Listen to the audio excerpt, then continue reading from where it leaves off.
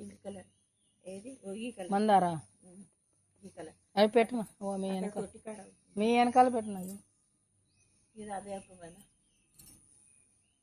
పెట్టిన ఏమో మాది ఈ కలర్ది తెగబూస్తా ఉంది తొట్ల